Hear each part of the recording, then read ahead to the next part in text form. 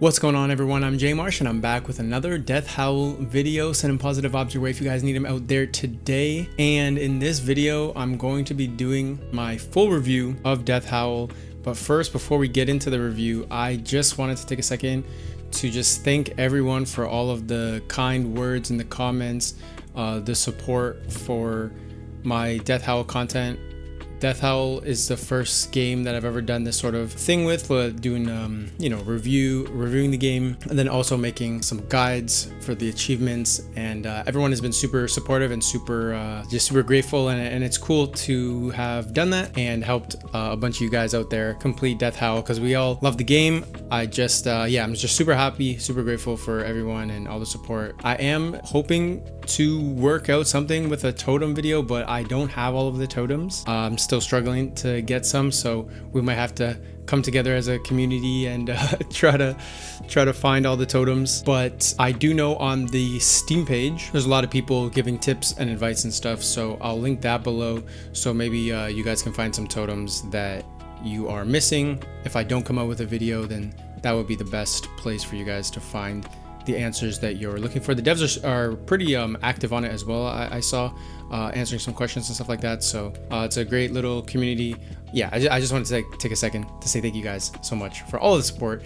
And without further ado, let's jump into the Death Howl review. Surprise, surprise, I love it. It's an amazing game. Let's get into it. I don't want to make this review video too long, so I'll be showing some gameplay in the background for you guys while I kind of ramble on about my experience with the game. Now, Death Howl is a game that is probably one of the first of its kind. It's a Souls-like deck building game. Usually in this deck building genre, you get a lot of roguelites, which are also super popular, but this one has an interesting take where it's not roguelite at all, and it's built on the sort of Souls-like foundation. When you die in battle, you'll lose your souls, your Death Howls, that you can reclaim in battle, but then also whenever you heal, all of the enemies in the area will respawn. Yeah, it's a pretty cool mix of the Souls-like genre and then the deck building genre. So if you're a fan of either one, I definitely recommend this game. Death Howl is about grief and overcoming grief and loss, which I thought the story was absolutely beautiful. Art style, of course, is beautiful. That's obviously the first thing that's going to draw your eye to the game. Amazing art style in game, and then also the cards are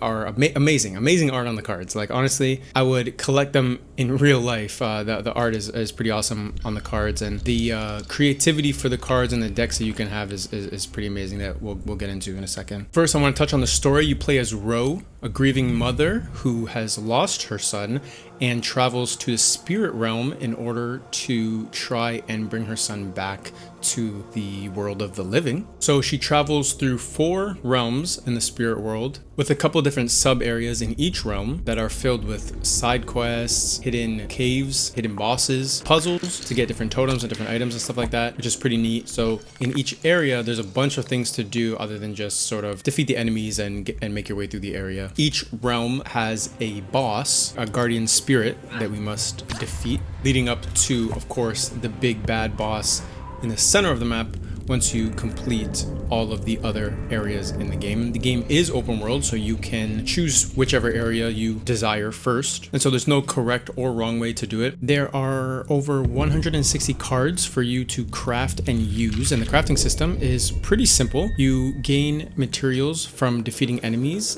and then you just use those materials along with a certain number of Death Howls in order to craft different cards for your deck. Your deck can only have 20 cards in it, which was unfortunate because there were so many good cards that I wanted, and so I wanted to use all of the cards, but it forces you to kind of be strategic with how you're building your deck. You also get quest cards from quests, and they don't take up spots in your deck, and those quest cards are able to do positive and negative things during the battle until the quest is complete. Each realm has different mechanics that it kind of focuses on. For instance, in the snow area, there was a lot of mechanics to do with blocking, and so you can build block decks to gain benefits in that area. So then that brings me into one of the very cool features of the game, where in each realm there are realm specific cards that will cost less in that realm, and they will of course correspond to the sort of mechanic that is going on in that realm. You can of course use cards from other realms, but they will cost 1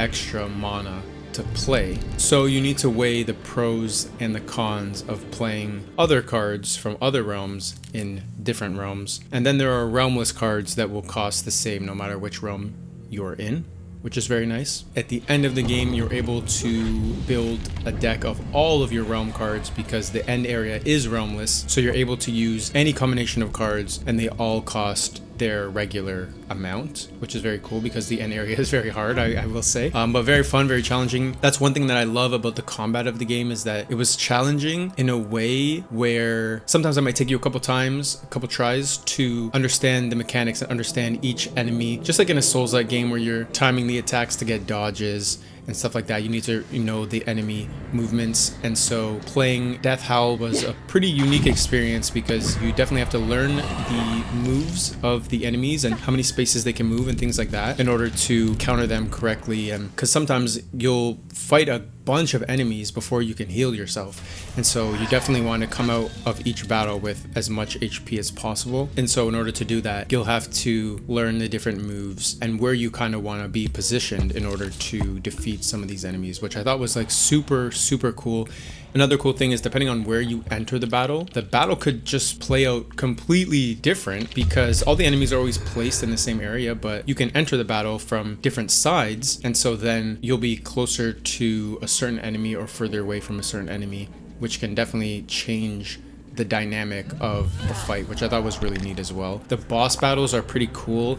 The arenas are pretty small, and then they all have different mechanics that are pretty difficult as well. Like, I don't think I beat any boss on my first try, which I think is pretty good. So it's not too easy. It was definitely challenging. I had to change up my deck sometimes, change up how I was trying to approach the boss, which I thought was really cool. I thought the world building was very cool. There was different things in the environments that kind of helped you understand the world that you were in and how everything is connected. There are some summon cards you can get that will give you some background lore on the game that are hidden cards in hidden caves, and you get a little bit of insight into what they mean to Ro and her son. All of the characters that you meet are super unique. I thought they were pretty funny, pretty quirky. It added a nice touch to the game, and they give you different quests and you have to help them out. My interpretation is definitely like metaphorical meanings for maybe some real life counterparts, which I thought was pretty cool that you guys can kind of make your own assumptions about. The game has a couple twists and turns that you may see coming or may not see coming, but overall I think the story is was top notch. When I finished the game, I just remember sitting here smiling and I was just like, damn, yeah, this was a very good game. Like, all around experience. It was just amazing. The gameplay loop is extremely fun, in my opinion. Definitely if you're a big fan of the turn-based grid battles, which I am not a fan of, really, and I gave this game a shot anyway. And I loved it. And it's definitely going to make me give some other games a shot that are more kind of turn-based grid battles. I love the setting of the game. I mentioned this in one of my other videos, but I love how the color palette changes in each area, and it will also change the outline of Ro and the enemies. So some enemies may have like a slightly different look, which I thought was a pretty neat little feature in the game. Overall, Death Howl is an amazing game.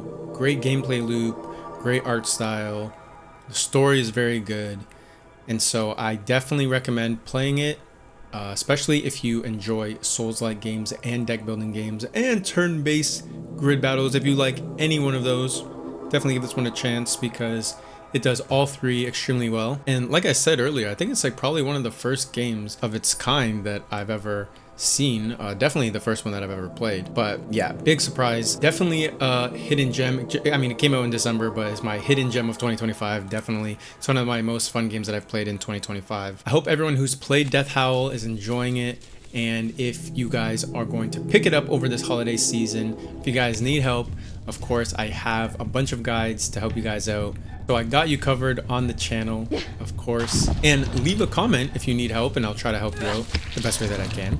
I want to thank you guys all for watching. Thank you so much for all of the support. If you guys enjoyed the video, don't forget to leave a like, subscribe for more Death Howl content, and more Let's Plays in the future. I want to thank you all for watching, and I'll catch you all in the next video.